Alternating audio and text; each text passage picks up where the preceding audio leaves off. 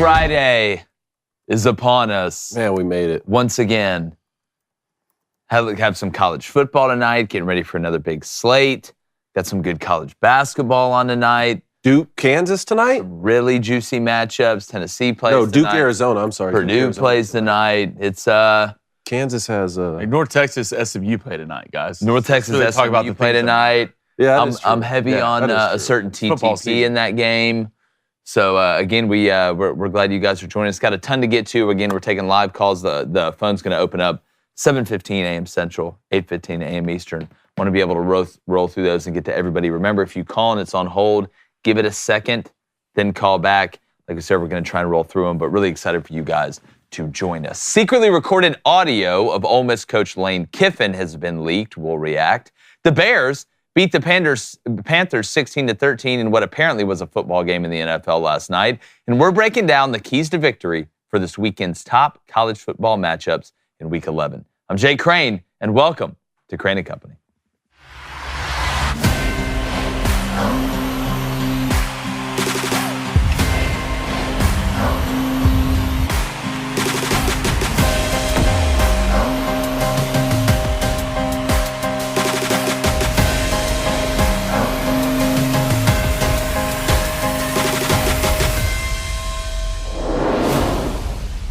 Now, I'm sure most of you watching this and listening to this are either at work, going to work, getting ready to go to work, and you live in the real world. So I want you to imagine, in whatever job you're in, whether you're a salesman, whether you're an accountant, whether you're a garbage man, imagine going to your boss, having your boss tell you that they want you to change positions or do something, you asking if that was a choice or a command, then deciding you didn't want to do it, therefore you're going to take 2 weeks off for a mental health break. Now imagine saying all that, then showing up back into your boss's office after the 2 weeks, and your boss firing you. Can you imagine being shocked by that? No, because that's how we operate. There's a hierarchy to things. There's a totem pole to the way we live our lives, regardless of what business you're in. Even bosses have bosses. The goal is to try and make it all the way to the top.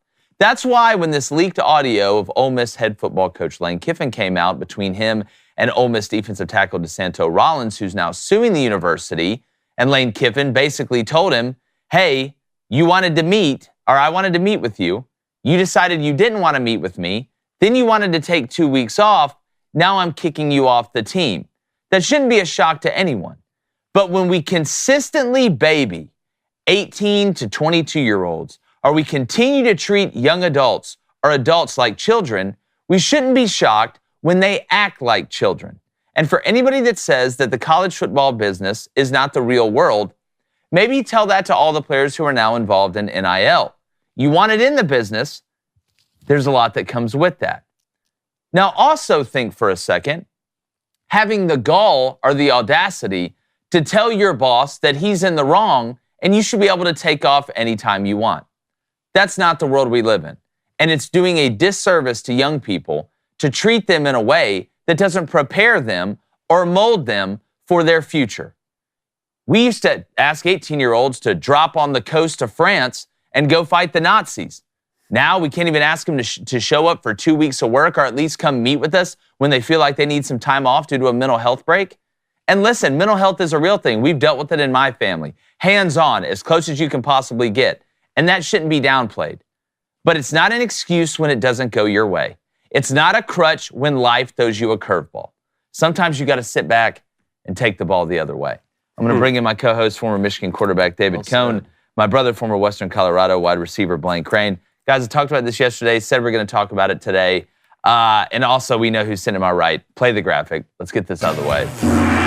Wanted to. This is flaming chocolate. All right, let's get to the important stuff. David. That is important. David, I understand that mental health is something, especially nowadays with social media and the age we live in, is something that needs to be dealt with. We need to be able to talk about it and put it out there. But Lane Kiffin did use some choice words yesterday, and we have the audio that I'll drop under this when I post it. He did say, call him the P word. He did say he was hiding behind it. Could Lane Kiffin have maybe used different language? Could he have been maybe less pissed off about it? Yeah, but in this case, I feel like it was necessary. Why do we continue to treat young adults, 18 to 22-year-olds, like 8 to 12-year-olds? Lane Kiffin basically told this man, I asked to meet with you. You would not meet with me. Then you want to show up and act like everything's okay. Mm-hmm. I can't do that in my life in the real world. You can't. People out there listening in the audience can't. Was Lane Kiffin in the wrong here? In any instance where audio is going to be secretly recorded and then put out publicly, I would like for the entire clip to be put out. For starters, just so we have context. And even that wouldn't, tell us the entire context of the relationship. I actually thought Chris Marler yesterday put out a really good tweet on this, encapsulating the situation perfectly and striking a balance between, the trials and tribulations that everyone is going through, especially at 18 to 22 years old, but also not using that as an excuse to skirt your responsibilities. I think Lane Kiffin and everyone would maybe speak differently if they knew they were being recorded at all times, and maybe that's a good lesson for everyone is, hey, speak to people all the time as if you were being recorded and that was going to be put out publicly. But I'll tell you, as someone who played football for a long time, I've been in a lot of locker rooms. I've been talked to a lot worse, and I feel like, and I've never taken 2 weeks off and didn't show up when the head coach wanted to talk to me. My main two things here. One, if you're this negatively affected by your mental state currently, then you can't be playing college football, right? Like you gotta go get actual help. Like you shouldn't even be there on the team. Like let's do what we need to get you help. And then the biggest part for me is a $40 million lawsuit. And that goes without mentioning. We've known about this situation for weeks. Yep. We've known about this situation for weeks, and the audio is leaked the week that Ole Miss plays their biggest game against Georgia. Again, we've been talking about this whole season here with the Michigan fiasco and everything that's gone on with LSU and Mason Smith. The NCAA and the media, they want to do this and drag college football through the mud, but I won't even talk about that as much as a $40 million lawsuit the kid wants. $40 million is more than my entire family has ever made in the history of our lineage combined. He wants $40 million because he took a few weeks off and then got kicked off of a football team. Like, where are we at in society? And he wouldn't be doing it unless he was in a room full of people and attorneys and consultants telling him we could actually get this money. Yeah. What has America become? Well, it's and flaming. Another thing I find interesting is, you know what? You don't like it here. You don't like the way that Ole Miss is doing it, or Lane Kiffin, or it's not what you thought, what you signed up for. Guess what?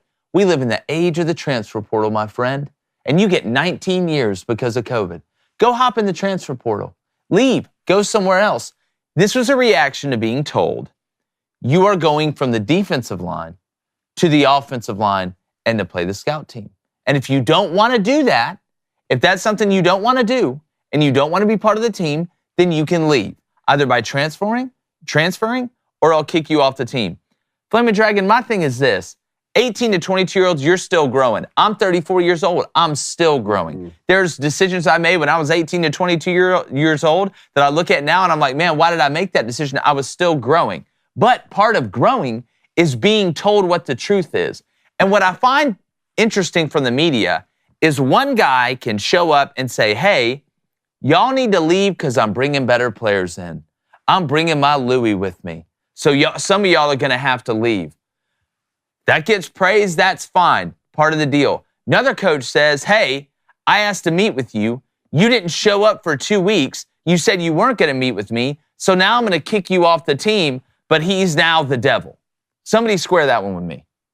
Well, I mean, I see where you're coming from. I think mental health's a little bit different. I think everybody on this set takes mental health seriously, especially when it comes to 18-year-olds to 20. I mean, especially when it comes to men. For the suicide retention rate, it's really bad when it comes to guys. But I think you're not a grown man, but you are a man when you're 18 years old. 18 to 19 to 20, and you should be treated like that. And I'm glad this got leaked because we need to tell the kids what the real deal is. We don't need to mix it up and just tiptoe around on eggshells and be scared to say what we really feel. And you think Lane Kiffin took it easy on this kid. Yeah. I promise you this right now, from a guy who's played college football, who's coached college football, I've seen kids come into the office, and hell, even when they came and talked to me, who got it a lot worse than what this kid got it. And it comes to growing up and how dads treat their kids, how kids are coddled in society these days. They think the world revolves around them.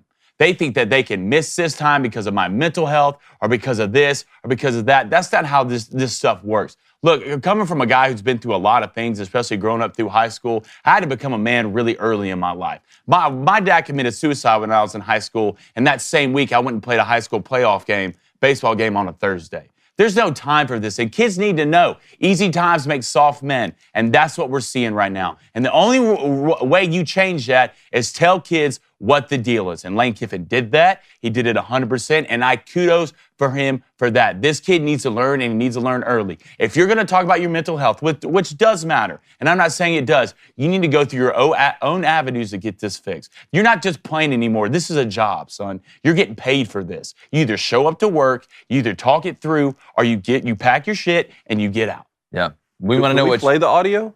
Yeah, let's go ahead and play the audio. We have the audio? We want y'all to hear it. If you would have come here when you kept getting messages, the head coach wants to talk to you, and you saying, I'm not ready to talk to him. I wasn't. Well, what world do you live in? I don't see why you gotta be disrespectful, honestly. Get out of here. Go. You're off the team. You're done. See ya. Because See ya. Go. And guess what? We can kick you off the team. So go read your rights about mental health. We can kick you off the team for not showing up. When the head coach has to meet with you and you don't show up for weeks, okay, we can remove you from the team. It's called being the pussy. It's called hiding behind and not showing up to work. I mean, he's exactly right. You can like the language, you can not like the language, but Lane is exactly right in that instance. And it's disrespectful. And some people say, you know what? Lane could have handled it differently. You know, I can understand that. We can, probably a lot of us can handle a lot of situations a lot better. But the overarching theme is, he is telling this person the truth. Good, bad, or indifferent. With me and my relationships, I have more respect for you if you just tell me the truth. If there's a problem between us, me and my wife talk about this all the time. Like, I'm the type of person where I want to get it out there. Like, if there's a problem, I want to get it out there. I want to talk about it so we can move on from it. And I want us to be honest with each other so we can start from a point of being honest and end with a point of being honest, right? And that's different than, you know, your wife's pregnant. Oh, do I look fat? That's not that's not what we're talking about here. No. But like the stuff that causes the biggest problems at the end is if Lane Kiffin was like, you know what? You're right. That's fine. Because now you set a precedent. Anybody can leave for 2 weeks and come back because now the precedent's set, and you're setting this kid up for failure down the road because now he thinks, let's say, because most of these guys aren't going to play in the NFL.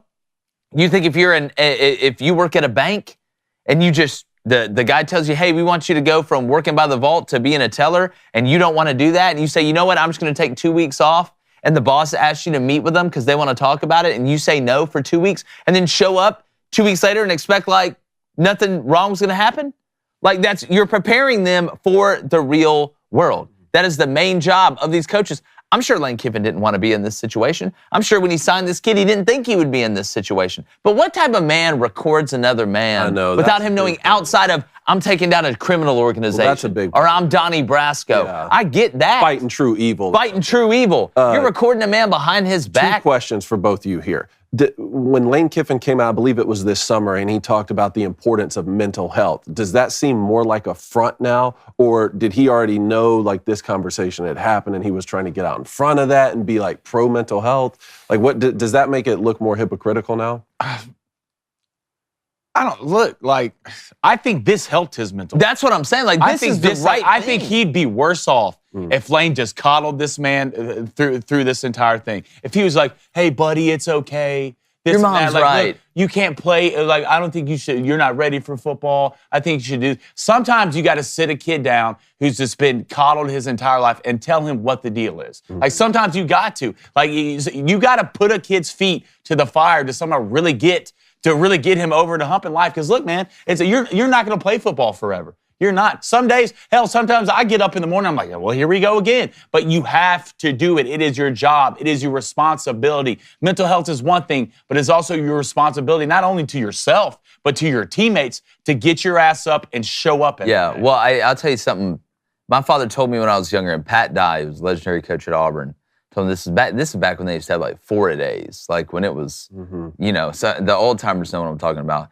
He used to say, he said Pat died one time after, God, it was like the last practice of a 4-day something. He's like, I don't get you guys up to run you, and we don't go through 4-a-days and lift all these weights. Other coaches yelling, I don't do that just to win football games. Like, in fact, that's not the main reason I do it. The main reason I do it is one day you are going to be a grown man with a family. Mm-hmm. You are going to have responsibilities. And when that alarm clock rings at 6 a.m, regardless if you're tired, if you're hurt, if you don't want to do it, you're going to get up and go to work because you got an electric bill to pay. You got a car payment. You got health insurance. You got a mortgage. As a provider, that's why I do it. Mm-hmm. That is why football and sports are one of the best teachers of life, in my opinion.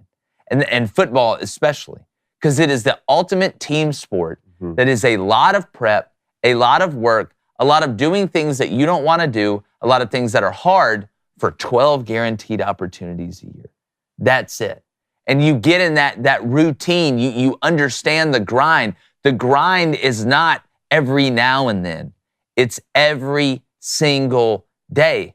When I started doing the J-Boy show, people were like, these other podcasters would be like, well, how many times you go in a week? I said, I'm going every day. They're like, every day? I'm putting out 2 or 3 a day.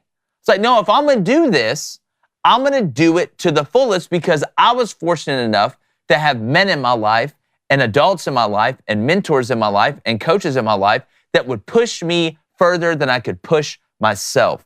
That is a coach's job, is to push players and people further than they can push themselves within the limits of reality. And I think that's what Lane was doing here. So the last question here on this is, like, if this exchange happened this week or became available this week, we'd be talking about this week. That's natural. But we know this conversation happened a while ago. They had the audio a while ago. The fact this leaks 48 hours before Ole Miss plays the biggest game of the year when they're 8-1, they travel to Georgia. Yeah. What are your thoughts on that? I think they're trying to use it as a distraction. I think they want to use it as something that gets played during the game this weekend. I hope that who's ever showing this game, whatever channel it's on, I can't remember, it's CBS, ESPN, whatever, I really hope they don't even mention it. Mm-hmm. I hope they don't breathe a word of it.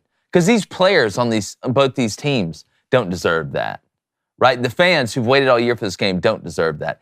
In reality, this is a very small thing, in my opinion, in the grand scheme of a lot that has led up to this game. But there are no coincidences. This was leaked at this time on purpose. I just hope it doesn't have an effect that the people who leaked it wanted it to. Well, I hope it has a positive effect, and I hope the guys rally around Lane, to be honest. Because if you're a real, look at the culture Lane's building right now. Hell, they're on their way to win 10 games, right? If the players rally around their coach, and if they're real ones, they'll know this conversation needed to be had. You have real ones, players know. You have real ones in that locker room who stand up for. And I'm telling you, don't let them find old boy. Don't let them see old boy anywhere. Rollins, whatever his name is, because I promise you, stuff like this gets your ass kicked. It gets your ass kicked now, and that locker room's tight in Ole Miss. So, look, I wouldn't be surprised if Ole Miss comes out with a little extra gas on Saturday because of this. I wouldn't be shocked either. But speaking about getting up and getting it going, we all drink coffee here. I drink it. We drink espresso 2 a.m. And with today being Veterans Day, all right, it's time that we step up and help give back to those who served our nation's armed forces. That's where Black Rifle Coffee comes in. And it's the birthday of the Marines. We'll get to 248th birthday, which we're going to get to. And as a veteran-founded company, Black Rifle's mission has always been to support and empower fellow servicemen and women. So thanks to all of you who grabbed a can of ready-to-drink coffee this year. Listen to this. Black Rifle Coffee has been able to raise $500,000 for the boot campaign. This massive donation will be put to work to help restore the lives of veterans and their families, and it wouldn't have been possible without you guys' help. Where you choose to shop matters, and thanks to hardworking Americans who get their premium coffee from Black Rifle, they were able to also donate over $400,000 to the Medal of Honor Museum and $75,000 to the Vets Gala to help provide essential mental health services. Thank you to everybody who's bought Black Rifle Coffee. Keep buying it. Head to blackriflecoffee.com to hear the incredible story of Marine Recon legend Clint Trial, and take time to honor those who serve and sacrifice so much for our freedom this Veterans Day. That's blackriflecoffee.com. Go check it out. Also, if you get a chance, Go buy some merch. We're going to put the link in the description. We're going to put the link in the chat as well. That is one of the best ways to help the show. I promise you we're unveiling this new merch. It's a little bit, a couple days behind on the sample that we want to show you guys, but we are getting it in, I promise. Thank you all so much. We really appreciate it. All right, let's get to the Booster Club. I started off with Lee Thompson on the other side of this. He said, he should have kept his cool. It shows how immature Lane Kiffin handled this situation. Look, I think we can always look back on situations and say, you know, maybe this could have been handled better. Maybe you shouldn't record somebody without their knowledge when you're having an intimate conversation or a heated conversation. I think we're all human beings and we deal with it in different ways. But sometimes the situation calls for it. Sometimes the situation calls for you being tougher on somebody than maybe just the status quo. I mean, we're human beings, right? We deal with emotions. Sometimes they go up, sometimes they go down. I understand people saying you probably shouldn't have called him the P word. That didn't help anything, I'm sure. But is he wrong? Is he wrong? No. I don't think so. I think, to be honest with you, Lane handled it like probably 90% of coaches in that situation, not knowing they're going to be recorded, handle it. And I don't want to hear anything now about, they're playing for the love of the game. You're on full scholarship. You're still on full scholarship despite suing the university. And we're in the age of NIL. You want it in the business, buddy. Welcome to the business. If you're an employee and you don't show up for 2 weeks and the boss wants to meet with you, you are going to get fired. Try that at your job. Could the boss handle it better? Probably. But I think there's some instances where it's called for it. And I think Lane was right on the mark. I think he was right on the mark, and that's probably where we'll disagree on this, but I don't think we probably disagree with the substance of him kicking him off the team. There was a moment when I was listening to that, I thought, this is the next step for Lane Kiffin as a head coach. This is the next step for him to grow and to be able to handle a situation like this better. But then I go back to what I said at the opening, which is I didn't hear the entire conversation. Like, if we're going to leak the audio, let's put out the entire context of the conversation. That could be the very end of a 20-minute talk that they had. And again, it doesn't excuse some of what happened in there, but I think you're right on in terms of like the thesis of what Lane Kiffin was saying and doing. Yeah. Let's go to Eddie. He says, too many people look at the language but don't listen to the message. Exactly right. Looking to be offended, so what is being said gets lost in translation. Without a doubt. Without a doubt. It's being able to see the beach through the forest. Let's go to Christina Ruiz. She says, I don't think Gen Zers were yelled enough as kids. No. We were scared of making our fathers angry. His yell was louder than thunder. This is really nothing compared to what actually happens in locker rooms. Well, I think I think it's a little bit even deeper than that. I mean, David, I don't know about you, and I'm sure a lot of people out there will feel me on this. I would never think as a player or as a coach or a member of a team when everybody else is so invested, I'd be worried to take 2 days off, let alone 2 weeks off. Because if I take 2 weeks off, then all of a sudden I'm going to fall behind. I may lose my spot that I've worked so hard to get, or I may fall down in the pecking order of where I've gotten to get. And I feel like I may be letting my other teammates down, the guys that are going through the grind, right? The worst part about being sick and missing something, or the worst part about being on the sideline while other people's playing, is you don't get to go through that with them. Part of going through the struggle, the beauty of it is you're going through it with other people. You're having to lean on each other. Hey man, let me help carry you across the finish line. We see this in that's what do you think people do? Team building. But I think one of the problems with young people nowadays is there's no embarrassment for missing out. There's no shame for not going through the grind. It's okay. It's accepted that, if I skip my way to get there, or if I kind of cheated a little bit, that's okay. I feel no shame. I feel no embarrassment. I think it's a lack of pride, and it's a lack of people, to be honest with you, that didn't get in trouble, that were never told no. Sometimes the best thing that can happen to somebody when they're younger is to be told no, is to be disciplined, right? So I agree with you, Christine. Let's go to Blackbeard's Ghost. He said the timing has nothing to do with this weekend's game. It is a motion by Ole Miss to dismiss the lawsuit. Yeah, they do have a motion right now to dismiss the lawsuit, but what does that have to do with the audio getting leaked right now? If they were going to try and dismiss the lawsuit, I think they would try and leak the audio in better light, or they would leak it in a week that's not that big, because why would you want to cause this distraction to your own team? The timing doesn't make sense if it was something positive, right? I don't think this was designed by Ole Miss people to help Ole Miss. I think this was released on the game week of the biggest week to cause a distraction and to put Lane in a bad light. Unless he's saying that Ole Miss filed a motion to dismiss the lawsuit and this was leaked as a response to that, so it's that's what directly he's saying. affect the timing. Yeah. Then look, and again, I'm not trying to imply that there's anything Machiavellian going on. All I'm saying is there seems to be a pattern. There seems to be a pattern when these stories continue to break, on the eve of huge games in college football, and we've seen it year after year and decade after decade. Yep. Let's go to OGFV Gaming. He says, not to mention Kiffin is the head coach of that football team. He has the ability to kick anyone off the team he wants, plain and simple. There's a hierarchy in life. It's how it works. Welcome to it. All right, we're going to have those phone lines open up here shortly. Going to stay hot in the chat. Make sure you hit that like button. Hit that subscribe button. The like button helps in the algorithm. Just takes a second. I don't even think you have to be logged in to be able to do it. But, David, let's get to keys to victory. Let's start with Alabama at Kentucky. Keys to victory. Yeah, well, I mean, if you're Alabama, the key, I think, against Kentucky is stopping the gap scheme runs. That's who they are. You got to make Devin Leary beat you because I don't think he can beat Alabama with this pass rush and Kentucky's offensive line. What did Georgia do? They made Kentucky one-dimensional. They made them dribble with their left. That's the goal of every defensive coordinator. I just struggle trusting Devin Leary, even though it's at home, even though he's played better lately. Going up against this defense, if Alabama's, and I'm not saying you have to totally shut Ray Davis down, but all you got to do is keep him from beating you. If you keep Ray Davis from beating you, Kentucky is not good enough athletically on defense to keep Alabama from scoring enough points. If you're Kentucky, I think you have got to try and turn Milroe back into a pocket passer, right? We heard Nick Saban go on McAfee show and say, well, they're going to start leaning toward more of Milroe running and the RPO game and stuff like that, which should scare the hell out of everybody else in college football. If you're Kentucky, make Jalen Milroe prove it to you from the pocket. How do you do that? You don't rush by the passer. Everybody talks about not losing contain. Well, one way to lose contain is not just going inside as a defensive edge player and letting him run around. It's not rushing past the quarterback. Alabama was held in check offensively when Milroe was sitting in the pocket trying to prove to people that he could throw to beat you. If I'm Kentucky, prove it to me that you can throw it to beat me. I'm not going to rush past you. I'm not going to bring a ton of pressure on you all the time. I'm going to mix it up and make you out-quarterback me, not just out-athlete me. Seems like one of those weeks that Alabama could take a step back from their dominant performance against LSU and still win the football game, but they can't take a step back if they want to make the college football playoff, right? So how do you think it goes this weekend? Well, I think having Nick Saban being your coach is going to be a huge help when it comes to this because you can't get caught looking ahead.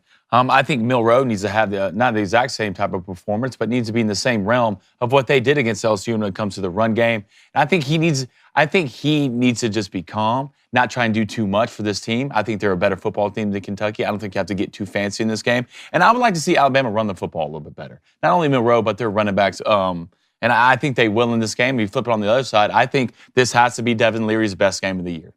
If Kentucky has a chance in this game, I think I would work backwards a little bit. Alabama's expecting you to come out and run, especially on early downs. That's first and second down. I'd get the play action as much as I can. I'd get Devin Leary outside the tackle box, rolling out, sprint out, get him away from Dallas, turning in these guys. If Kentucky can stay on schedule, you're at home, you'll have a chance. But I think Alabama's just too talented in this game. I don't think Ray Davis is going to do much. I think Alabama's ready for that. If you're Kentucky, you have to win on early downs, and you have to push the ball down the field, and you have to win on special teams. That's the only chance you have in this game. All right. A lot of pre-snap motion from Liam Cohen, too. Get ready for it. All right, Texas Tech, a little bit underwhelming performance so far this year, but they travel to Kansas, is 7-2. How can Texas Tech beat Kansas? I think you got to turn Kansas over. I think, and I know you say, oh, that's obvious, get turnovers.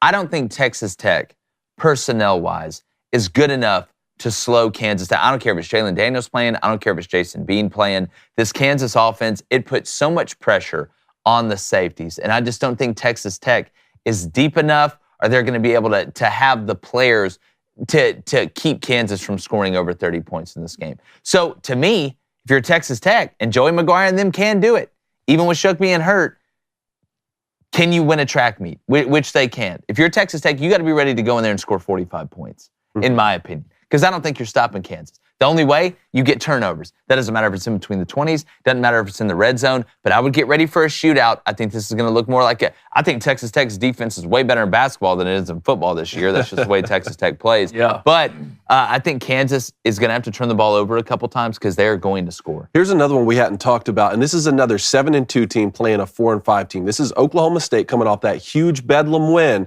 right, going to Central Florida.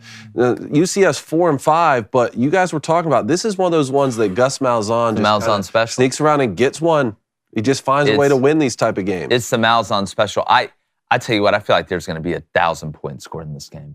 I don't think UCF's good enough to stop Oklahoma State on the ground. Mm-hmm. There's not a lot of teams right now that are good enough. And I think we talk about Ollie Gordon a lot with Oklahoma State, and Bowman being the guy now, and they've settled on the quarterback. I think the offensive line has taken a huge jump. I mean, you look at the play they broke down. I mean, good look at the center. Working back on that split zone that Ollie Gordon scored on in Oklahoma. I think they're playing at an elite level right now. But the style of system that Gus Malzahn runs with John Reese Plumlee, with the weapons he has offensively, Oklahoma State will give up points. Right? Defensively, I'm not saying they're terrible, but Gus Malzahn, believe me, I've watched this from a personal standpoint. He'll always lose a couple games that he shouldn't, and he'll win a couple games that surprise you, especially at home. This feels like one of those games where USC was close against Oklahoma. It was no cigar. They've been up and down. I feel like UCF wins this game against Oklahoma State because I think John Reese Plumlee on the ground and improvising outside of the pocket has a huge game off the RPO. I think this one's going to be high scoring like the Texas Tech-Kansas game is. But look, if you're UCF, obviously the key to victory is limiting the run, making Allen Bowman beat you. And then if you're Oklahoma State, it's limiting UCF's possessions by running the ball. Oklahoma State's won 5 straight. They're -2.5. Hot right now. Hands are hot. Yeah. Yeah, I mean, the more I look at this, the more I like Oklahoma State. And look, UCF, Gus always has these games where he's going to be close. They had a couple run-ins this year where they were pretty close. But the way that Oklahoma State played against this Oklahoma football team just gives me more confidence rolling into this game. You lean on Ollie. You love the time of possession. Hell, you held Oklahoma to 24 points. And the thing about Oklahoma State is, like, look, you got to turn them over. You got to limit big plays, and you have to turn UCF over. And on the flip side, Plumlee's got to play one of his best games. And if he can do that, if he can not turn the ball over, if he can stay in the pocket, be calm, not force things, I think Gus will have a good game plan. Gus always has one game he strives for the last 4 weeks that he whips out all the play calls. Well, it's reverse pass, flea flicker, fumble-rooski. Gus is going to do this probably a couple of times in this game. I wouldn't be surprised, but I think Oklahoma State foundationally is just built better. Mm-hmm. I really do. I like the Cowboys in this West Virginia already 6-3, bowl eligible, won their last 2. They're going to go on the road to Oklahoma. We know they dropped the one against Kansas and then the big one in Bedlam that we were talking about, but they're still 7-2. What are the keys to victory for Oklahoma not to lose 3 straight? Well, if you're Oklahoma, it's stopping the run against West Virginia. I like the green kid. I think he's got a really bright future. Neil Brown at West Virginia has been one of the best stories. But if you shut down Donaldson and you make West Virginia throw to beat you, I don't think they can. I know Oklahoma's kind of regressed a little bit on defense, but it's gut check time for Oklahoma and Brent Venables. Yeah, the national championship pictures, it's out, right? Mm-hmm. Big 12 championship picture. You're still in the fight. It's gonna get it can get wonky here. You're not done yet, but you're on the outside looking in a little bit. What type of culture do you have? I tend to lean toward Brent Venables having a culture where those guys want to go out there, similar to Clemson a little bit. I know they're in different places right now, but they want to prove it, right? They're not going to lay down. They're not going to die. They're not going to give up. They're not going to quit. This is part of the building process for Oklahoma. And a lot of people right now are looking at West Virginia and the way they're playing, and I get it, and calling for the upset against Oklahoma. They're spiraling. I think Oklahoma circles the wagons here, but it starts with shutting down Donaldson in the run game of West Virginia, making Green beat you through the air, which I think they can. And then I think West Virginia defensively has some good personnel. I think they play hard. They play physical. But Dylan Gabriel and this Oklahoma offense, this feels like a game where they stay in rhythm. They get back on track from a winning standpoint. I think the side was 12.5 last time I saw it. I don't know what it is right now, but I like Oklahoma to cover this weekend. West Virginia upset? God, I want it to happen really, really bad. I think Neil Brown, what a phenomenal year he has. Got him off the hot seat, in my opinion. And you kind of go back to one thing you're worried about if you're West Virginia. You kind of go back to Oklahoma State game. We almost gave up 300 yards of rushing. Okay, that can't happen in this game. No. If you're playing Oklahoma. If anything, you got to make him unbalanced. I think you try to put the ball in Dylan Gabriel's hands, which is crazy as it sounds. I think it's less about Dylan Gabriel and more about the receivers at Oklahoma. I don't think you have the talent there yet at the receiver position at Oklahoma to really be that worried.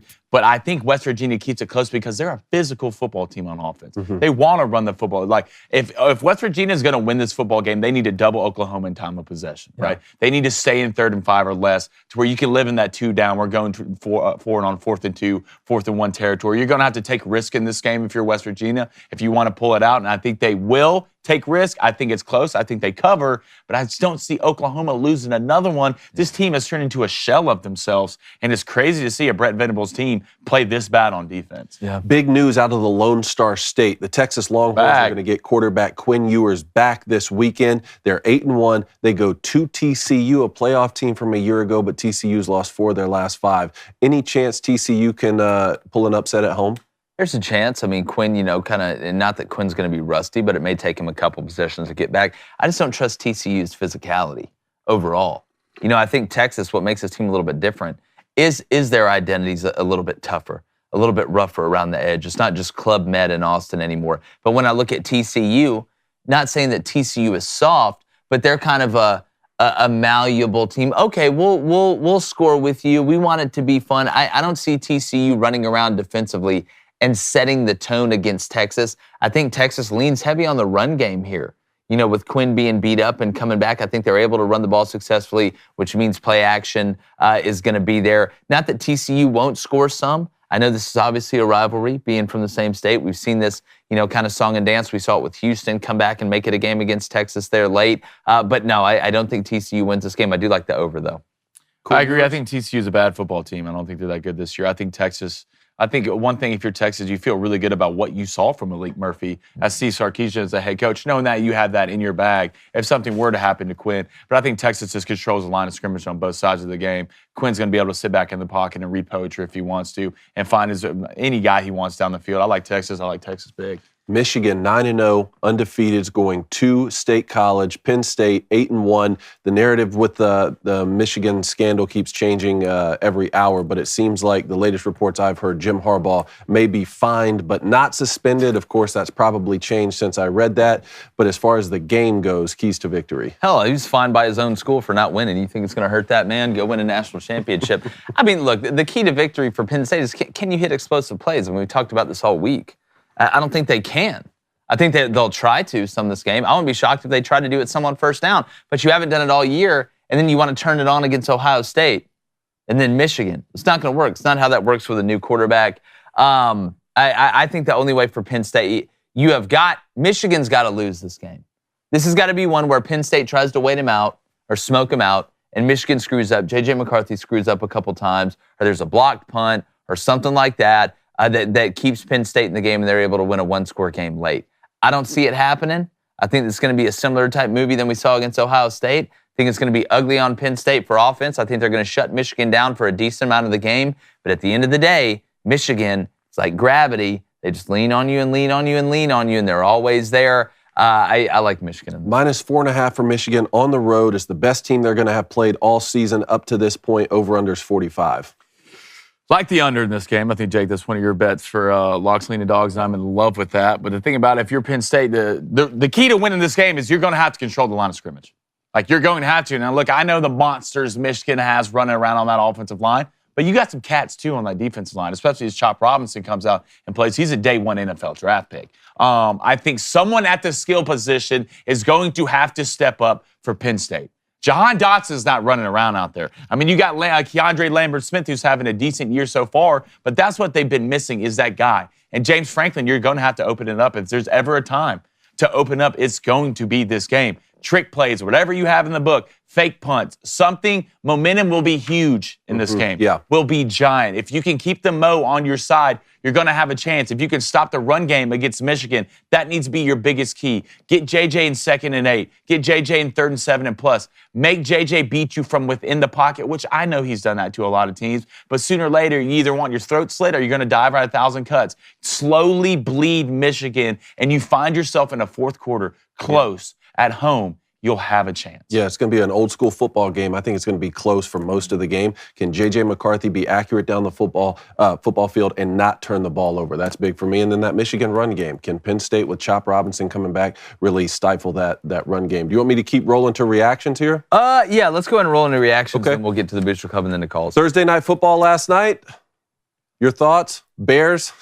Yeah, we got a barf bag. Bears, Panthers? Like I said, I tried to watch I'd most much of it. rather watch an actual bear fight an actual panther. 16-13 Bears over Panthers. It'd be different, and me and Jay were talking about it. It'd be different if like the defenses were just playing really good. Sure. You know, if the defense were just going above and beyond and playing just over the out kicking their coverage, but they're not. Both these defenses aren't good, right? The offenses are that bad. It hurts me to watch the Panthers offense.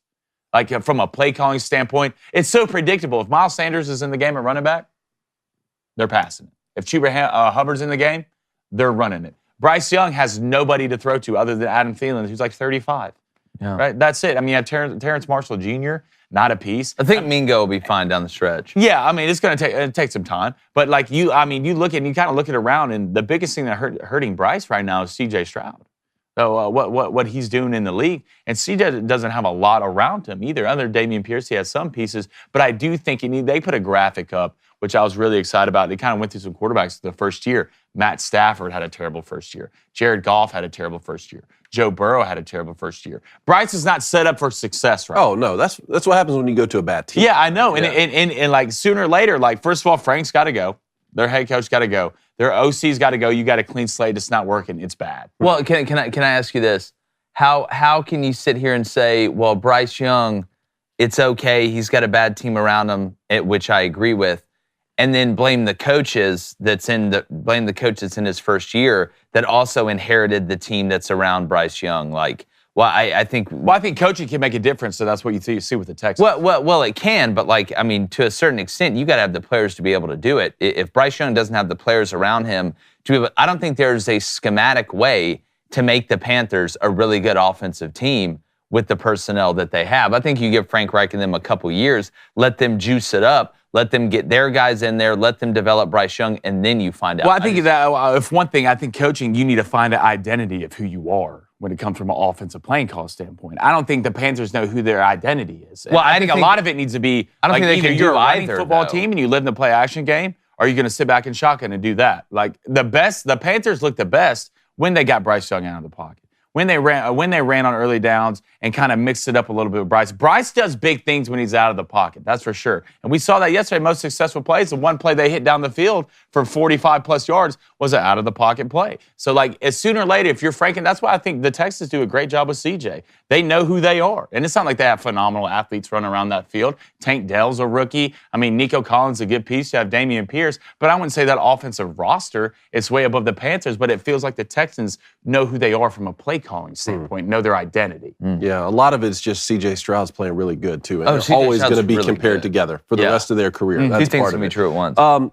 The Louisville game. Louisville beats Virginia 31-24. Congrats on hitting the over. Louisville giving up 21 points to Virginia in the third quarter. They're on the dead to me board. But yeah, I couldn't believe that over hit last night. When it was 14-0, like the end of the third quarter, or like halfway through the third quarter, I was like, well, this under's definitely dead. I felt so great about the under. Yeah, and then they turned the false up. Virginia, man, it's just sneaky. They've done this a couple times. What's their quarterback's name? Musket? Calandria, Calandria? freshman, dude. Where's that kid going to play next year? Is he going to stay at Virginia? He's got some, and if you watch him early in the year, he would make some mistakes, but he makes some plays, including running. He's a true freshman. Yeah, you're like, all right, I get it. Dude, like Tony Elliott's got something to work with. Some Riley Leonard type style in him. If you're Louisville, I think Louisville got up and then started sleepwalking through this one a little bit, and I want to make sure and give Virginia credit. But if you're Louisville, there's some games you just got to survive. Yeah. And they survived this one. You move on. This loss, if you'd have lost this game and given you 2 in the ACC championship race, you didn't lose it. You're able to find a way, and you continue to survive. Wasn't pretty, but look, Louisville, you just need to get there, buddy. You just need to get to the championship and just have a shot. Yep. If you just have a shot, you never know. You never know. You could come out and play the best game of your life, and you can get up for that game, and you bet Brom has something up his sleeve waiting. Oh, you give him time. Yeah, for sure. Brom's a schematical witch. All right. You brought this one to my attention yesterday. President Biden met with former athletes to talk about the NIL landscape. I'm still not fully convinced as to what. Yeah, this was the tweet from President Biden. I believe college football players deserve to have their voice heard on and off the field. Today, I met with former players and advocates to discuss fair treatment and consistent safety standards. Do we have any other information on what the Well, who doesn't think that college football players or anybody deserves to have their voice heard. That's what I'm saying. It's like, is there somebody that's like, no, keep their voices on, off the field and on the field. We don't want any of their voices. Nobody's saying that. Look, it's a photo op. Look, and y'all know we don't get super political on here. Don't touch it. I don't want the government touching anything to do with college football. Well, we had Tommy Tupperville on, and that's the question I asked him. I said, like, how much pushback are you getting from people across the country that say we don't want the government in college football? And he said, that's what I told the NCAA when they reached out for our help. You really want us up in Washington solving your problem? I don't want Joe Biden drooling through a conversation and pretending he knows what he talked about. Fix it. Well, like, regardless of who you voted for, like, I could care less. Just, I don't care if it's Republican or Democrat or whoever, stay out of it. When the government starts overtaking things, bad things happen. College football's already changing enough. Let's do it. Let us do it. We'll figure it out. You guys y'all can keep screwing up what y'all are screwing up, I guess. Don't touch this. But their voices need to be heard. Don't you dare take away their who's voices. out there saying their voice doesn't need to be heard? Is there anybody out everyone there? Everyone in the world screaming for their voices to be taken away. President Biden stood up and said, no, you get a voice. All right, 2 more here. Travis Kelce, apparently, this one comes from my wife, Darby Lou, because she was not happy when we were talking about Zach Wilson taking a day or 2 off to go back to Utah. Travis Kelce, I guess, is traveling to Argentina for Taylor Swift's concert during the Chiefs' bye week. Your statement on this was kind of, well, he's a 2-time Super Bowl winner and he's the best there is, so he can go where he wants. Do you still feel that way? Yeah. Travis Kelce's got nothing to prove to me. I'm not saying he's not asking for 2 weeks off because of mental health. It's a bye week and he's going to Argentina. You know what he's going to do next time he gets on the field? Ball out. Where Zach Wilson is and where Travis Kelce is are eons apart. They're light years apart. I know what Travis Kelce's going to do. I don't care how much he sings Shake It Off. I don't care how many songs Taylor Swift writes about who she broke up with in high school and like how her life sucks or whatever. Travis Kelce's going to go out in that field and be one of the best tight ends we've ever seen of all time. I'm not, what do I say in the show? If you show me who you are enough, I'm going to believe you. I believe Travis Kelce. Hey, here's how that conversation went. Oh, hey, coach, it's Travis. I'm going to go to Argentina during the bye week to go to this Taylor Swift concert. I'm still Travis Kelce. Everything works. I'll be back. Pro Bowler, Hall of Famer. Andy Reid, why are you even telling me? Yeah, Andy Reid's like, hey, man, tell me again, except with those nuggies. That's the best commercial on TV. It is. Andy Reid does a great job with commercials. But look, man, I think Taylor Swift's the leader of the Illuminati, and I think she has Travis Kelce under. Why do you say that on air? Like now we're dead. Look, come and get me. What makes you think that? I mean, there's a rabbit hole we can dive down. Okay. Well, you know who her dad is? Huh? Yeah, I gotta look who her dad is. Okay. Yeah. Andre? No, he's like one of the guys who started Illuminati? Yeah. Are you sure? The whole thing. No, I don't. I thought the Illuminati went back centuries. Hey, Travis, let's set the precedent for young guys. Taylor Swift. Let's set the precedent for the rookies, how you need to live during a bye week. All right? You need to be around the facility. I don't see Jason running his ass over there. I saw Jason on football last night talking about getting better during the bye week. He's the sexiest man alive. Yeah, he's the sexiest man alive. Again, I wonder how many. That's the biggest thing. I wonder how many Pfizer shots if Travis had to get to go out there. Yeah, that's true. That's the biggest. Well, Jason Kelce being a sexiest man alive finalist is the biggest thing to happen to the offensive line. I love to see big guys in win. a long time. Big. They need big win. It's a win. They need big Last one, big level up day that we have to talk about. First of all, Veterans Day's tomorrow. Yep. So shout out to everyone who has served. But a big level up day today. The Marine Corps, 248 years old. Yeah. Or young. Look, thank you, everybody, for your service. I mean, not just the Marines, but everybody. But I tell you what, we take it for granted. We can get on here and talk about football and talk about getting, kicked off the team because you took 2 weeks off for a mental health break. These guys don't get any breaks. Like these guys, you think, that you could get away with that with what these do, but just throughout time, I mean, obviously, the amount of respect we have for our service members is through the roof. So we really appreciate you guys. Show him Steve Sign real quick. Oh, yes. Show him Steve Sign. Speaking of, Steve, thanks for your service. We told you. Be more like Steve. More like Steve. You were right on the board. We all didn't go 4 for 4. I just so be feel more like that Steve. We're going to put this up. An even transaction when it comes to 4 for 4. 4 for 4. That's Look, tough. we expect perfection Wendy's. here. I love it. We was expect perfection. Archie Griffin, Mike Hart, and was it Cadillac Williams. That was a tough That one. was a tough one. Yeah. It was a tough one. But you know what isn't tough? finding great gifts for Christmas. I mean, heck, Thanksgiving's right around the corner. All right, it's just 2 weeks away, really. And just in time for the holidays, Genucel is offering their best sale of the year. Right now, you can get 70% off Genucel's most popular package, which now includes the Genucel 3, their newest under-eye treatment. It'll have you looking 10, 15, even 20 years younger. It uses advanced technology to deliver complex vitamins and minerals directly to your face. So say goodbye to lines, crow's feet, under-eye bags, and dark spots. I'm telling you, we all love it. Justine loves it. My wife loves it. No, your wife loves it. We all use this for men and women, and it is a great gift. Your skincare with what Genucel does, I'm telling you, with the price, it is unbeatable. So go to Genucel.com/booster. That's GENUCEL.com/booster to get this incredible holiday discount for 70% off their most popular package, which includes the Genucel 3 and the dark spot corrector. You'll get results in 12 hours or less. The immediate effects are included for free. Genucel.com/booster for 70% off today, plus priority shipping. That's Genucel.com/booster. All right, going to get to locks, leans, and dogs and call-ins in 1 second, but let's get to the Booster Club. Let's go to Fergie Ferg with a $20 donation. Appreciate it. It says, good morning, you fine men. Yeah. Happy Flaming Dragon Friday. You bet, you bet. It says, this week feels like the top teams are walking a tightrope to stay true to the CFP. Which team is more likely to stumble to possibly get knocked out of the running? Well, if we're talking about the undefeated teams, I would say, I mean, the most likely you'd have to lean on is Michigan, right? Yeah. On the road at Penn State. Yeah. Say maybe Georgia versus Ole Miss. Florida State at home against Miami. I don't trust Miami offensively. I mean, you'd have to go Michigan just by default. I mean, I don't think Ohio State's going to have any problem with the green ones. Yeah. Washington this week, you think Utah I just don't can think bow Utah up can and beat score. them I on the think road? Washington can have an average day on offense and score 38. Yeah, and it helps this at Washington. You'd have to say Michigan if we're talking about the unbeatens. Yeah.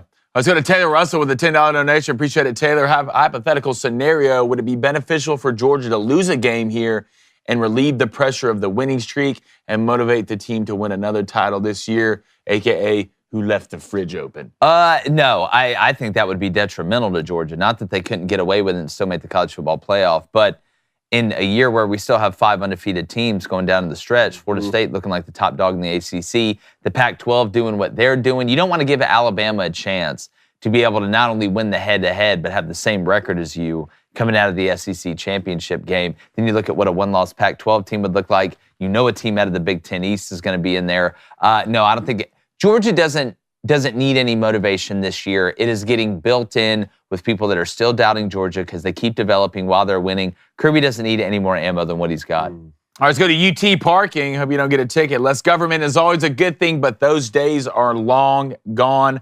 The American people are asleep at the wheel while our government grows and runs wild in college football. Yeah, well, I think it runs wild in a lot more things than just college football, but I agree. Bureaucracy. All right, let's go to Ryan Gay with a $10 donation. We hit this a second earlier, but I guess he missed it. We'll hit it again. Appreciate it, Ryan. What do my Mountaineers have to do to give the OU another L this weekend? The offense is starting to hit on all cylinders and got Beanie Bishop on defense, who is leading the nation in pass breakups. A little fun stat right there for you. Yeah, look, for West Virginia, it's simple. I mean, you've got to be able to run the ball with Donaldson because it does 2 things. It helps out Green, helps your quarterback off the play-action game and the pass game in general, gives you the ability to pitch backwards, and it keeps Oklahoma's offense off the field, which in turn keeps your defense off the field as well. So the OGFV says, if FSU goes down against Miami this weekend, how does Miami do it? Well, I mean, Tyler Van Dyke's got to stop turning the ball over. That's for sure. I think if you're Miami, you know, what you have to do against Florida State is similar to what you have to do against Alabama and Jalen Milroe with this new tailored offense, or Jaden Daniels and LSU. You've got to find a way to make Jordan Travis just have to beat you through the air from the pocket. There's not a good answer how to do that. And the reason that it's so tough is because Jordan Travis, like Jaden Daniels, like Jalen Milroe is figuring out, is scrambling to throw is more dangerous than scrambling to scramble is. Because you can always pull the eject cord and take off and get yards when you're that athletic. But when you get out of the pocket and you keep your eyes down the field and it turns into a scramble drill and it turns into man in the back end, it's zone until it's man anyway, but it kind of turns into a backyard ball. That's when big plays happen, right? They get more big plays off doing that than plays that are designed to hit for big ones. So if you're Miami, it's keeping Jordan Travis in the pocket, making him beating you through the air, and Tyler Van Dyke being able to make good decisions, which comes off being able to run the ball. All right, I have to go find this name from earlier, but they want to know who and how does Auburn win this game against Arkansas after that somewhat decent performance from Peyton Thorne against Vandy? Well, I mean, it's stopping Arkansas. It's not easy, but you know the task. I mean, it's the KJ Jefferson and Rocket Sanders show. Now that Dan Enos, the OC, is gone from Arkansas, it seems like they're leaning more on those two, which they should.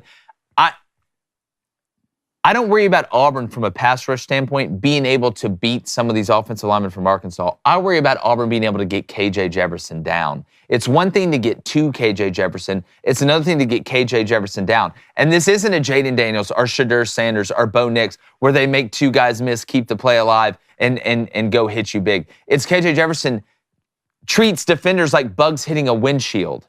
They just fall straight off of them. Can you get him down? If Auburn can get KJ Jefferson down and keep Arkansas behind the chains, they can make up for maybe Peyton Thorne in the offense not being able to go out and move the ball a ton against this Arkansas defense. I still don't trust Auburn and Peyton Thorne on the road against a team with the pulse and an environment that has a pulse. We'll see, but it's not just getting to KJ Jefferson, it's getting him down. But speaking about getting to, we're going to get to phone calls in a second. Want to get to locks, leans, and dogs. Been really good on this, guys. I'm going to buzz through it. My two locks of the week, Michigan and Penn State, under 45. That one's gone down from 46. I got that at minus 110 this morning. I just don't see a world in which there's more, either one of these teams scores more than 24 points. I like the under in this game. And then Georgia State at home against App State. I think they find a way. Georgia State can run the ball. I like their quarterback, who's from Conway, South Carolina. Kind of a little fun nugget there. A few Coastal Carolina fans. App State's a lot different on the road. Give me Georgia State, the Panthers at home. Sean Elliott running around screaming the whole time.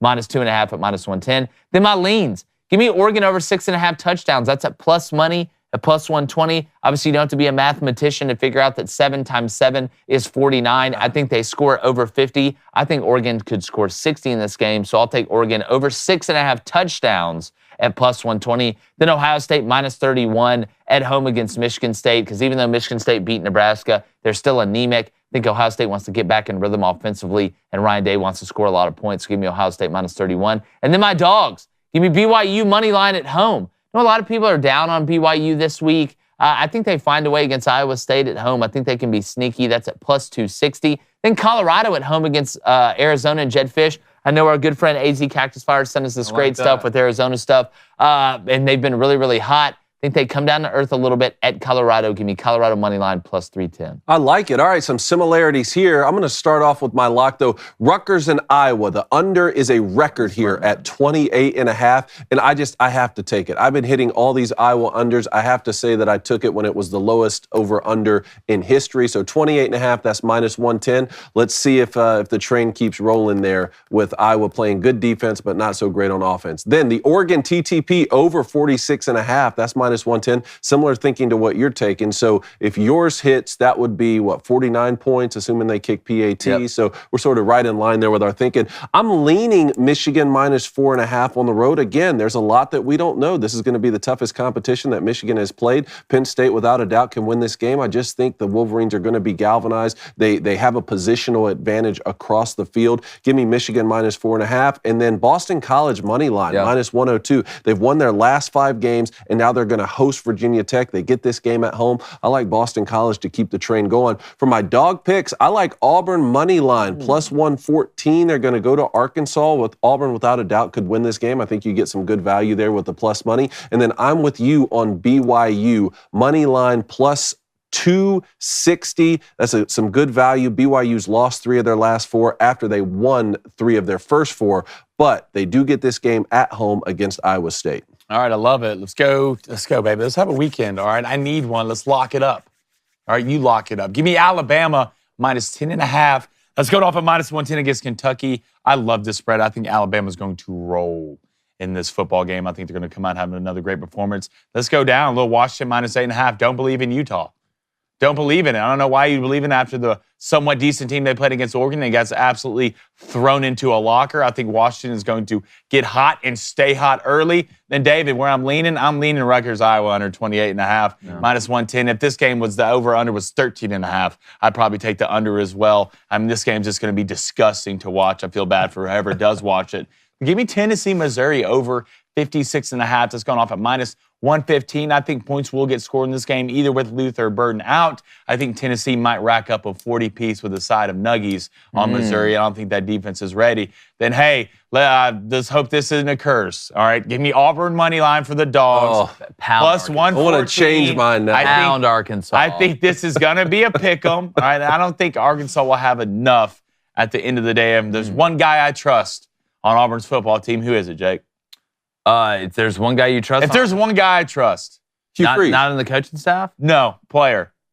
give me Jarquez Hunter. Little McPherson. That's who I trust at kicker. I think he's going to come in and bang like a 52-yarder to win it. Give me Nebraska. Money line, plus 112. You go play against Maryland, who's playing terrible football right now. They lost Crab their cakes last and four. crab cakes. Yeah, well, so was Michigan State, and I took Nebraska. Yeah, I mean, true, but you got a 50-piece dropped on you by Penn State. I mean, you're basically in a wheelchair if that happens. Then you lost to Northwestern, which I don't know if it gets worse than that. Yeah. In the future, turn on the light. So let's have a big week this week. Yeah. Fellas. Come on. Let's do it. All right, let's get to calls. Love it. Trey's in Atlanta, and I want to hear what he has to say. Trey, talk to us. Good morning, gentlemen. What's up, Trey? 2 quick things before I get to my point. Lane and Jake, I know you've heard this a lot, but I'm sorry to hear about your father, man. That sucks. Oh, well, man, I appreciate No that. worries. Thank you. Cone, I really stepped in it with your wife, and I'm sorry. What'd you do? I made a joke about how quick reaction you were to that. No! And I think she took it personally, and I didn't mean it that way. So, hey, I apologize to her. Hey, all's fair in love. Hey, One get in that chat. Get in that chat, and you type Roll Tide. She'll forgive you like that, brother. But to my point, I posted this on Twitter or X or whatever the heck it's called nowadays. And I don't have much of a problem with your rankings because of your justification. Although I do think that there's an argument to put Oregon behind Texas and Alabama. Yep. Obviously, we all have a problem with the college football rankings. But to me, it doesn't make a lot of sense because if you're going by resume, why is Oregon ahead of both Alabama and Texas? They have one win against one, not even just one ranked opponent, which is the case, but one team with a winning record. Versus Texas with 5 and Alabama with 4. That's insane. Like, that's an insane thing to do. And maybe Oregon is better. And yeah, you can make points that Oregon might be better on the eye test, but they haven't done this against quality opponents. And the only quality opponent they have 2, they lost on the road to 1, and they beat Utah, who's kind of gimped right now without their starting quarterback. So yeah. Trey, my answer to that is kind of similar to Michigan, right? I know a lot more about, not that Oregon didn't have some turnover from last year to this year, but I know a lot more about Bucky Irving and Bo Nix and the guys they have on the outside and some of these guys on defense from what they returned from last year and what Dan Lanning's been built. See, my whole problem with the committee is that the committee says that they use certain criteria, right? This is how we do it. And then when they spit out whatever it is, it's kind of a mishmash of all that, right? Well, with ours, we tell you that yes, we're using resume, yes, we're using eye test, and yes, we're using returning experience. So when you do have some of the minutia, right? There's a reason we have Florida State where we have them, right? There's a reason that we have Michigan where we have them, because it is somewhat of a mix of some of these things, but we tell you that. We don't sit here and pretend like it's 1, 2, or 3 things in the criteria that we're looking at, and that's church across the board, and then it comes out and it's all contradictory. Yeah, it's just really not yours per se, but the CFP is really confusing, and I agree. It is. You need to get some people in there that know football. Like, just because you're an 80 doesn't mean you know. Like, you're not an 80 because you know football. Like, you have to do all sports. You went to law school. Yeah. Yeah, exactly. Like, you don't know. A lot of these guys and gals don't know ball. It's really frustrating to sit here week after week, year after year, and it's like, we keep getting it, like, not maybe at the end, but if you're going to release them now, like, then release them now. Like, go by who is playing good ball now, who's got the resume now, and don't look down the road, because maybe, Oregon's going to get 2 more ranked wins if they win out. They have one at the end of the year against in-state rival, assuming that they're still ranked and they don't lose a bunch of games in Oregon State, and they'll get Washington or whoever it may be if they make it to the Pac-12 championship. I get that, but let's look now, like right now. Let's look at right now. Same with Ohio State, same with Michigan and Georgia. What are you doing right now? Not what's going to happen and what happened last year, unless you have the argument that Jake was saying. But it's just frustrating to sit here week after week, and then you get these low IQ fans that make these arguments, and it's like, Don't talk about Yeah, Alabama like that. Whoa. Right? Don't talk Whoa. about Now you have to say roll Well, Tide. he's just taking a stray for Trey on Darby. Taking Lee. a stray. Trey, we appreciate it. And just know that 6, 7, 8 order, that was the most heated conversation we had with our rankings. And then the 10 spot. Should it be Penn State or Louisville? We talked about all that intensively, and we just put out the order that we did. But thanks for calling, Great man. call. Thanks, Trey. All right, let's go to Devil Doc in Indiana. What's going on, man? Hey, good morning, guys. How you doing? What's up, brother? Good morning, Devil. So, I'm kind of like you guys. I am a hardcore college football fan. Obviously, I'm a Kentucky fan. Crazy as it sounds, I'm actually probably going to be more excited about the end of the season for football, how they end, than probably what basketball, which is crazy to say. But crazy, yeah. Calipari's kind of on my hit list, but that's beside the point. I don't blame. Nobody does less with more. Him and Charmin Ultra. No, you get all these recruits and then don't do nothing with it. But I digress on that. So what I really wanted to talk about was Big Ten. So the crazy thing is, and obviously this is a hypothetical depending on what happens with the Michigan-Penn State, but I was researching their tie-breaking rules. If Penn State wins out, which if they beat Michigan, which is a big if, I believe they can win their last 2 games. They're playing Michigan State on the road, which is might as well be playing a high school team. And you're going to be playing Rutgers at home, which I think they can take Rutgers. So if Penn State wins out and Michigan wins out, beats Ohio State at the end, it'd be a 3-way tie for the East to see who plays probably what's going to be Iowa in the Big Ten championship game. My question is, yeah, I know. Shocker there. That's the biggest shock of the football season probably. But anyway, so the way it looks, if that happens, if Penn State wins out, Michigan wins out, except for losing to Penn State, the 3-way tie, from what I've read, it would be Penn State and Iowa in the Big Ten championship game. Because I guess if you look at their tiebreaker, the rules, they would go against the record of the common opponents in the division after you take Big Ten or Michigan, Ohio State, and Penn State out, and their records out of it. Penn State would win that tiebreaker.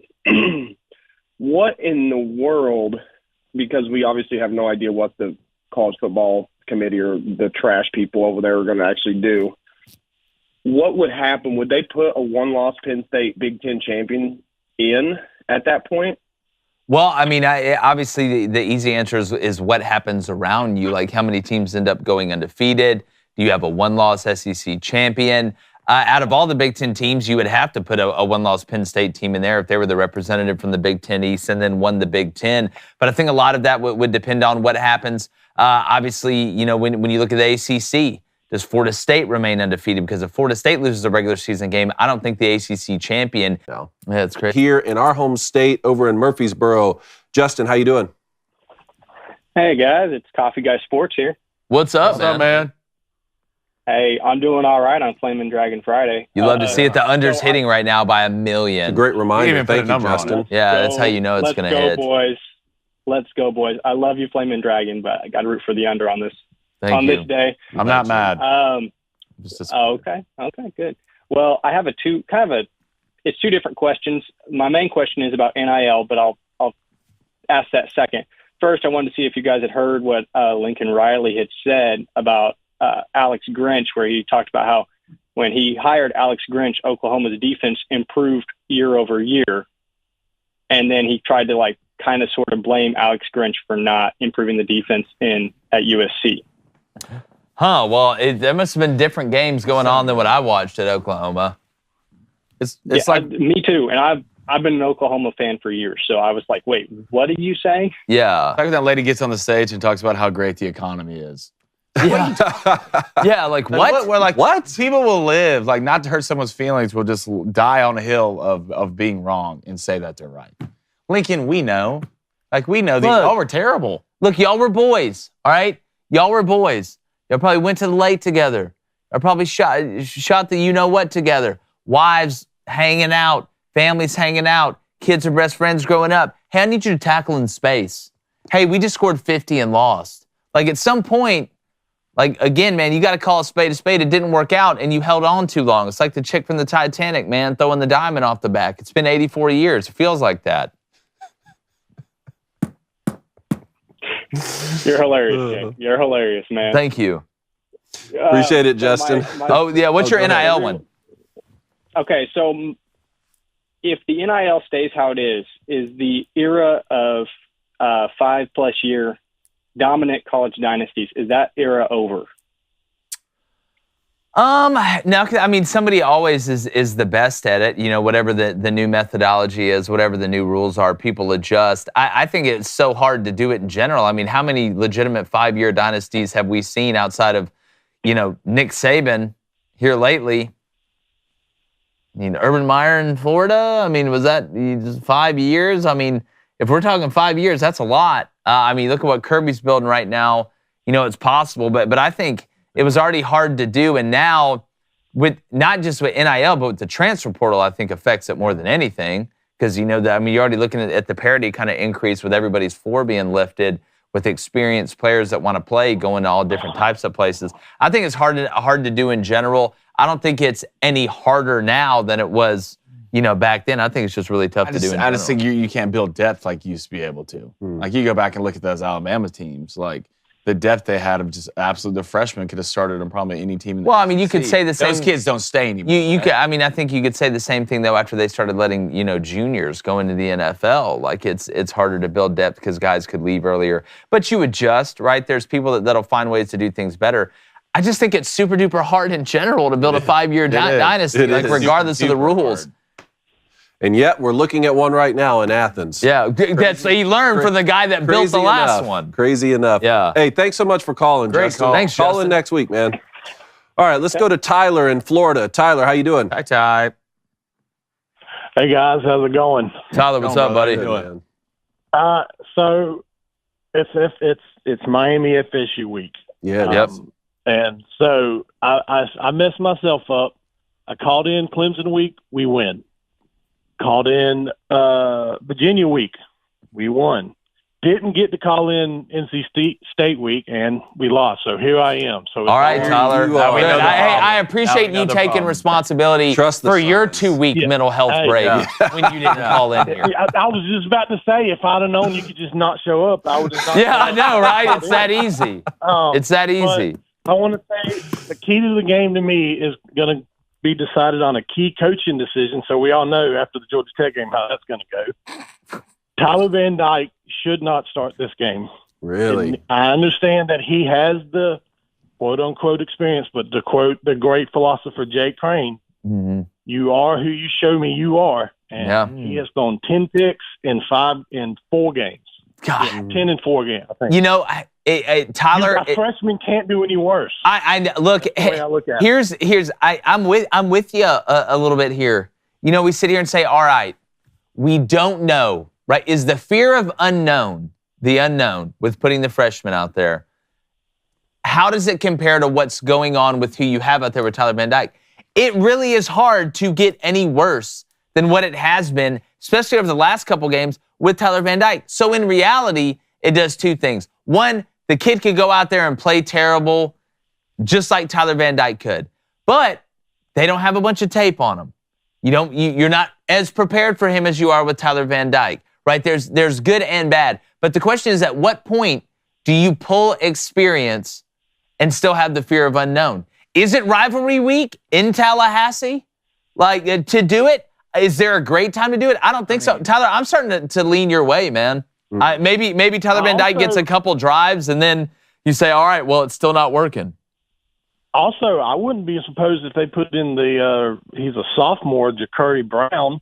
Who's kind of a little, he's a scrambler guy. And after watching like the Boston College game, FSU, they struggled with him. I wouldn't need a mind spark. going kind of the old Steve Spurrier 2 quarterback, little in and out like old Spurrier used to do in Gainesville. So I just don't think you can continue to throw Van Dyke out there and because our defense is good. I trust. Yeah, y'all have NFL players on defense. How long can our defense can't hold them forever? Like, I always go back to saying of one of the best coaches of our generation. He's the coach of the Blue Cox, Rick Weiss. All right. The best player's going to play. Yeah. All right. And it's not Tyler Van Dyke. Yeah. I mean, let's see, man. Let's see if they run a freshman out there in Tallahassee. That'd be wild. It's like an origin story. Yeah. That's a documentary in the making. Hey, Tyler, brother. appreciate you, buddy. Good talking to you, Tyler. All right, Kirk in Canada. Kirk, what's up? Gentlemen. Kirky. How are you, sir? Good, Kirky. man. Doing good.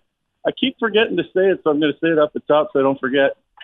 Love when David Cohen grabs the old guitar, gets on X and plays for us. Man, thank you, Kirk. Appreciate it, man. I'm trying to do one I'm trying to get him to play some Slipknot. He won't do it. Yeah, I keep trying to get him to play some Rage Against the Machine. Chop Suey. I was playing a little Colt 45 last night, actually. Two zigzag. Afro Man. I just wanted to call in and talk a quick hockey. San Jose Sharks had literally, it's hard to get in and talk to you guys because you were growing in popularity, so congratulations. So I tried to get in the other day, couldn't get in. But the other night there was a hockey game, one of the worst starts in NHL history. It was the San Jose Sharks, 0 wins, 10 losses, and 1 overtime loss, 1 point out of 22 potential points. They picked up their first win the other night, boys. Hold on. Was that against the lock? Cody Nason had a lock of the century yesterday, and I want to know if it hit or not. What was it? Real funny, Kirk. Real funny. Oh, they beat the Flyers? Real funny you coming in here like this. Oh, man. They beat the Flyers, and the Sharks beat the Oilers last night. I'm telling Trudeau where you are. Whenever you use the term lock of the century, it never hits. Oh, I should have put money on the Sharks. It never hits. So the Flyers are no good, Kirk? Is that what you're trying to say? That's the point. That's the point. Games, we've got a 3-point lead, so that'll equate to approximately 18 points by the end of the season. I'm not worried. I don't know. Did they get rid of the guy? Did they get rid of the guy who wasn't wearing the? Yeah, they got rid of him. So now I hate them. I didn't know that. You're turning on your. So now I hate them. Wow. It doesn't work that way, buddy. It does work. I know. I watched jump to Yeah, my team won the World Series. Middle of the season. I won the World Series. I can jump ship off the Flyers, not because they're bad. You can never trust because they got rid of the guy we all trusted. Can't trust you. Matt Damon. Out of here. Out of here. It's Matt Damon. And Matt Damon. Get that cheese, Danny. Get that cheese, Danny. Appreciate it, Kirk. Thanks, Kirk. Thanks, Kirky. Call in next week, brother. All right, let's go to Parker in Kentucky. Parker, how you doing? Parkour. All right, guys. What's up? Hey, so just want to say I hope that running back for Virginia's okay. I'm getting they called him off immediately. That was scary. I didn't see that. Well, you can always tell by the players' reactions immediately if something is like out of place or wrong. Like when both teams start, hey, come out here, come out here, come out here. Yeah, that was a scary moment. Goodness, but also what an ugly, weird game. It's a dub, Parker. It's a dub. I'm not upset. Josh Dubs. I mean, we won. I'm not like we won. I'm happy for that. But what a weird way to win. Virginia, best 2-8 team in the nation. I was thinking it last night watching them. I'm like, they've really only won 2 games. Like they were putting together good drives. No, like Virginia's one of those done 2 this. games they won was against North Carolina. Yeah, like Virginia does. It's weird. It is weird. It's weird. Yeah. How about the one where the running back last night caught the ball? He was already out of bounds on the rail route. Did you see that last night? And he was like 5 steps out of bounds. I was like, man, that's going to make a not top 10. Yeah, let's watch that. He's a dog, though. That's why he's a running back, not a receiver. I love watching Louisville run the ball. Louisville run the ball. Yes. Yeah, no, it's fine. It's such a weird way that we've been 9-1. Like, what do we just don't lose to Pitt, Parker. Just don't lose to Pitt. How you lose to Pitt? Yeah. Oh, I know. Their crappy field is one thing. God. Hey, we're not worried about that right now, though. All right, we just keep winning football games. Exactly. That's what we got to do. Let Brom and the boys look ahead. What do we do with Plummer? Like, flush the toilet. Do we keep him? Like, do we? You can get better. Somebody else in? You can. You got to keep him in. Well, you keep him in right now. Yeah. I mean, look at how many points you scored. You're 9-1. You don't replace him. But going forward, Louisville will have better players than what Plummer is. And Jeff Brom's done this before, right? Wasn't Plummer starting for him at Purdue? At Purdue, yeah. Started Aiden O'Connell over him. It says a lot about Jeff Brom that a quarterback that he benched at Purdue would want to transfer to Louisville to be the starting quarterback for the game. That says a lot about him and that coaching staff. Just like during that game, like when he threw that pick just right to the guys, it's like you remember the NC State game? Like we watched that one together. Yeah, we watched the NC State game together, and Jack Plummer was like, here. He's like the water boy. Like 62. Oh, I know. Yeah, gosh. But I don't know. We'll see, Parker. We'll see. But hey, just one more question, and then I don't have to be here for it. How so with the getting into the season, the conferences are kind of shifting. Do you think the conferences will get any smaller than they are? Do you think we'll lose any more conferences and it'll just get smaller and smaller to like 2 or 3 conferences instead of 4? Yes, I think we are heading. I think we are heading. Everybody calls it conference expansion. I call it conference reduction. Yeah, because that's what it is. Pac-12's disappearing. Like I wouldn't be shocked down the road. The ACC disappears. I think we are heading toward eventually down the road. I don't want to put a number of years on it, but I think we're going to end up with a Power 4. And I think eventually that will end up with a Power 2, ESPN versus Fox. Then they'll come together to fight the Klingons for interstellar domination. Appreciate it, Parker. Hey, call in, please, when Louisville and Kentucky play. We need you on Rivalry Week. Yes. Rivalry. All right, last one. Let's get Justin from Pensacola in today. So we can get to everyone. Justin from Pensacola. What's up, guys? How y'all doing? What's up, man? Not much. So I'm curious about the committee and their ways. Obviously, head-to-head is the be-all, end-all. But apparently not, though. Apparently not. Texas was ahead of Oklahoma. You would think. But with the way Alabama's playing, in the years past, we want the 4 best teams, blah, blah, blah.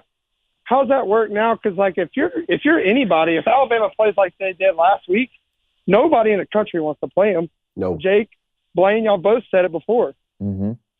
So what do you do there?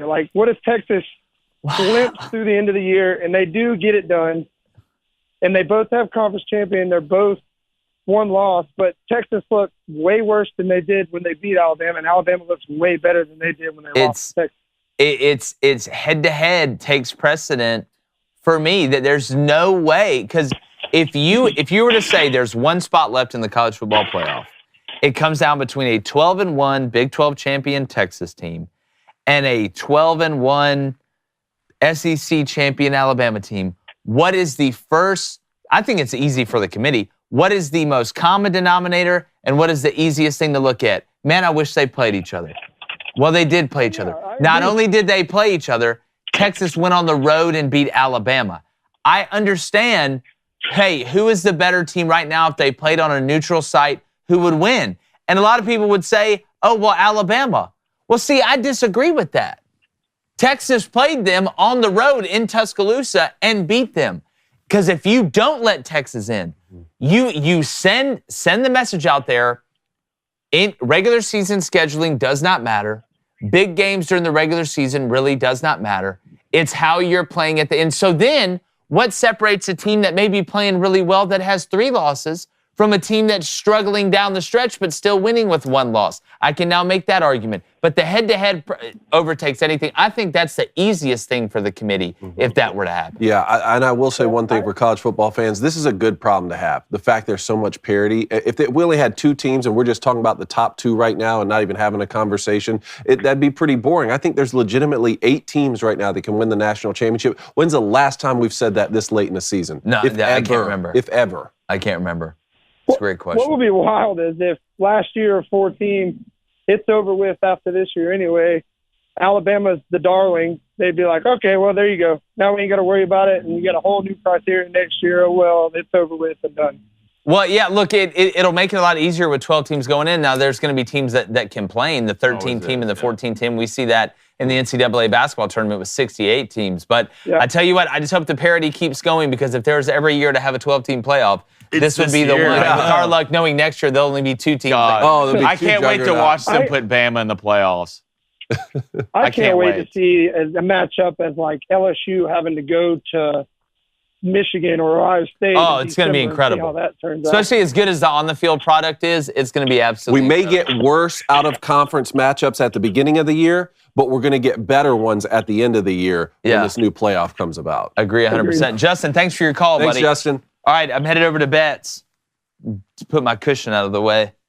All right, 2-0 yesterday. David, you know what that makes me. Oh, man, that overhit for you. Play that for me. You make me happy. You make me happy. Subscribe. Here's what I got. SMU, total team points. They're playing North Texas, which is actually Spanish for we don't tackle anybody. So give me the TTP over 41.5. That's at -125. Then UNLV and Wyoming. If you haven't got a chance to watch UNLV play this year, watch them for the style of offense that they play. It's called the go-go offense. It's a lot of fun. I think you'll enjoy it. Wyoming, pretty good as a dog on the road. Not as sexy of an offense or as cool or as hip, right, or as new wave as UNLV's. You know what they do?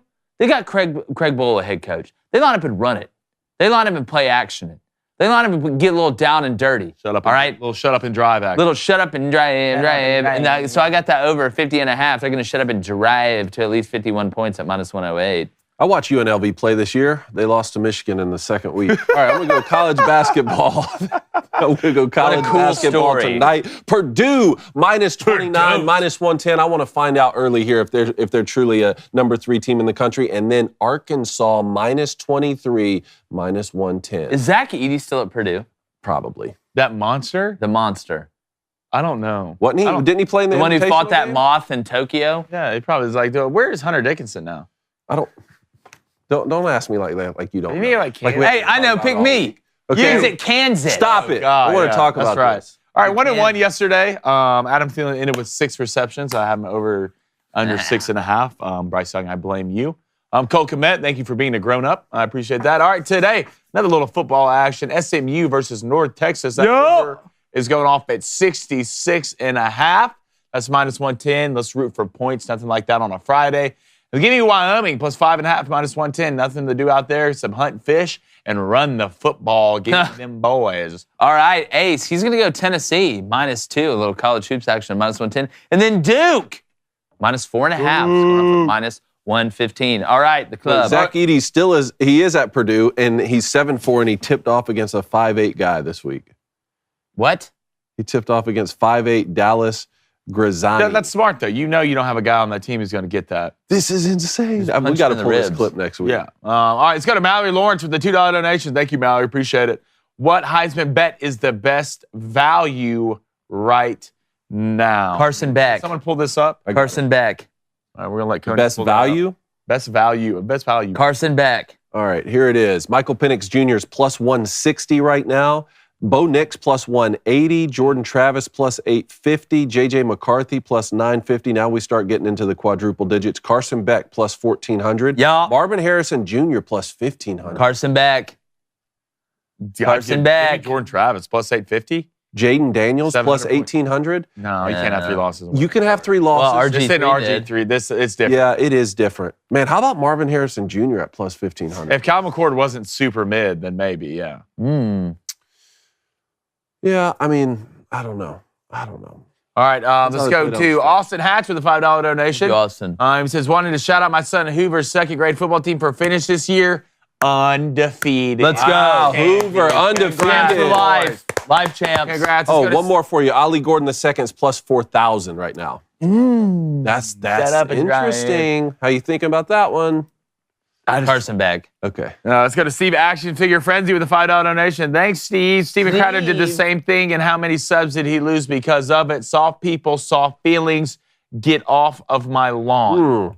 It's a movement. Let's go to Sean Ketzever with a $5 donation. Appreciate it, Shawnee. Happy Veterans Day, fellas. Yep. Beavers are ready for the Stanford. The axes are sharp.